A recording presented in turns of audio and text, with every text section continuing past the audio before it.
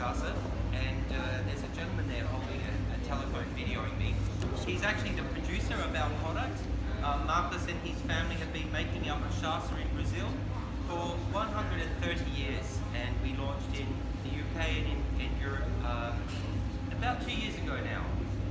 Today what I would like to do is not just be here and represent our brand, but give you some information about Cachaça and its full versatility. So most of you will know we make cocktails, that the famous cocktail is the caipirinha. It's the traditional Brazilian cocktail with lime wedges, sugar muddled together with ice and Cachaça. So just last year, it was 500 years that Brazil has been producing Cachaça, and it is their traditional spirit. It's very, very important in their culture. So Cachaça is an extremely versatile product, but there are some tricks.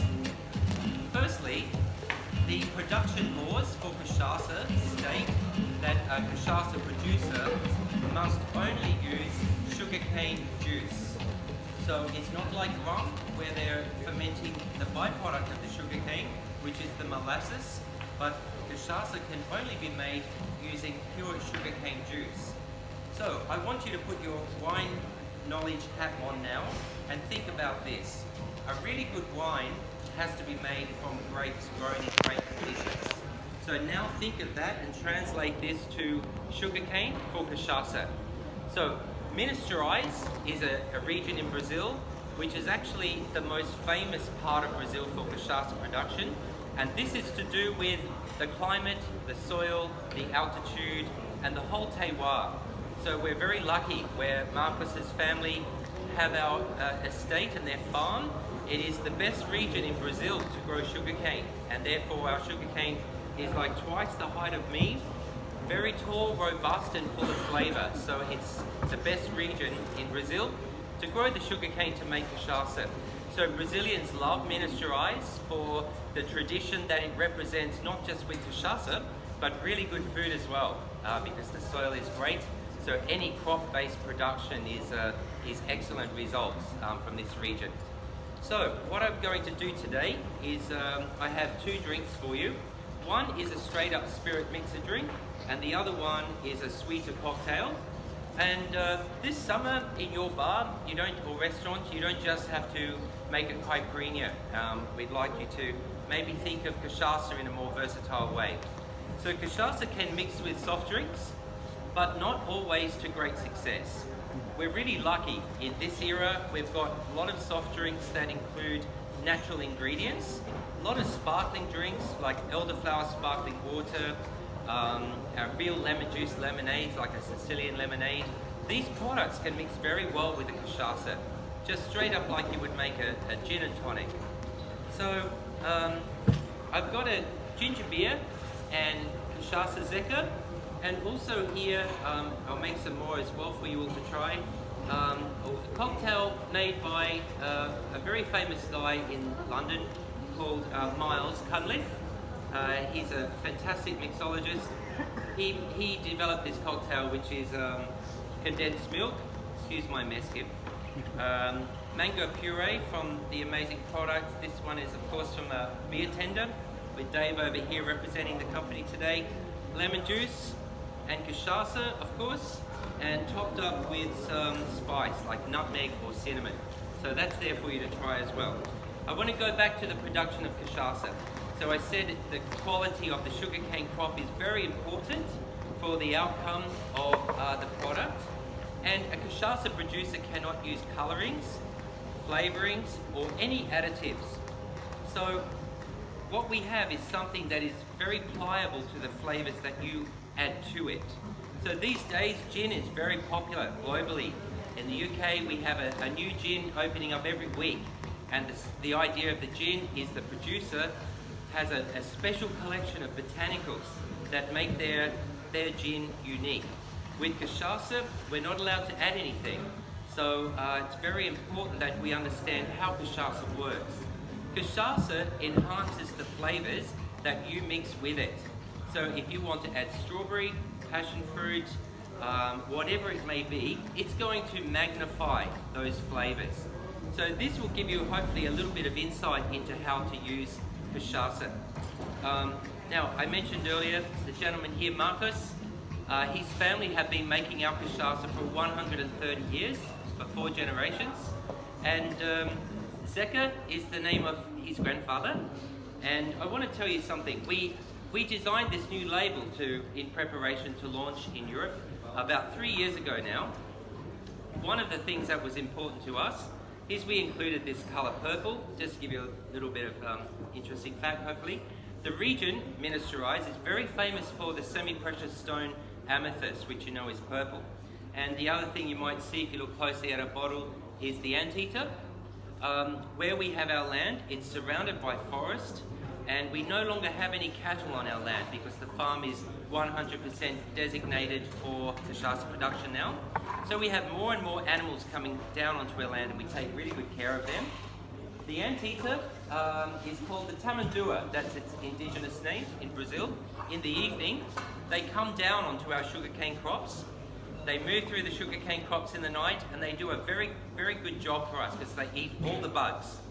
So they're like little hoovers, and we don't have to use any pesticides on our product thanks to our friends, the tamandua. Let me move on to the cocktail for you. I'll make a few more, but I also want to talk to you about quality variation with Cachaça. I think that, there are around about 30 different brands available in Europe. From my experience, I think of gin, I have some entry-level gins and the super premium gins, and you've got your quality variation. And actually, some of my favorite gins are actually the ones at the bottom, because it's obviously very personal. With Cachaça, the quality variation can be like this. And that comes down to the production method. So, most producers of Cachaça in our region in Brazil use the traditional method. It's a copper distiller, which is called an alambique, and also because the sugarcane is usually grown by the producer, so it's very, very personal, and the quality is overseen very well. Some of the entry-level Cachaça available globally is industrialized Cachaça, which is actually distilled in a distiller which is about the height of this ceiling, and it's a machine harvest, and they throw all the sugarcane in, juice in, and that's the result that comes out. So what you have is a lot of tarnishing from the burnt sugarcane, from the way it's harvested, and pretty much just for the reality that it's in industrialized Cachaça. So we are very parochial about promoting Cachaça in total. So we do a lot of talks all through the UK and other parts of Europe like today to promote Cachaça as a whole, because it's actually the 3rd largest produced and consumed spirit in the world, more than gin and vodka. So something interesting for you to know. And you're thinking, well, who's drinking this? Yes, the Brazilians drink a lot of it, about 97% of 1.4 billion litres a year. So yes, they have a good time with their Cachaça, it's fair to say.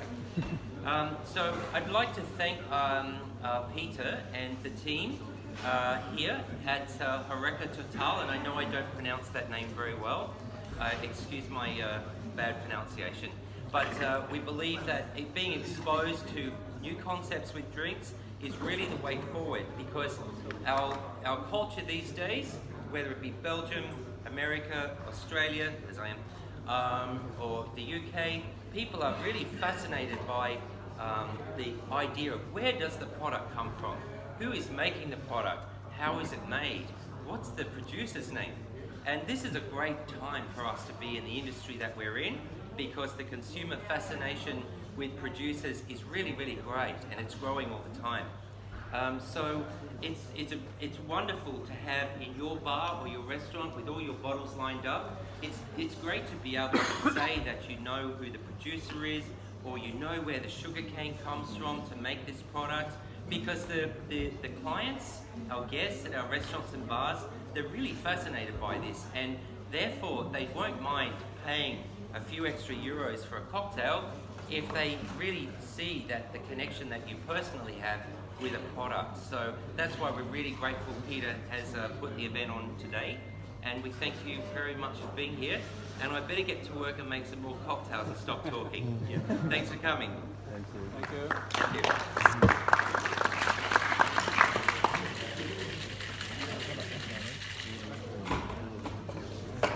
Please help yourself.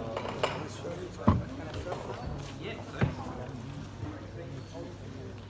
yeah, so ginger beer and the waiter sec with mango. Yeah, ginger beer and second. Yeah. Ah, good.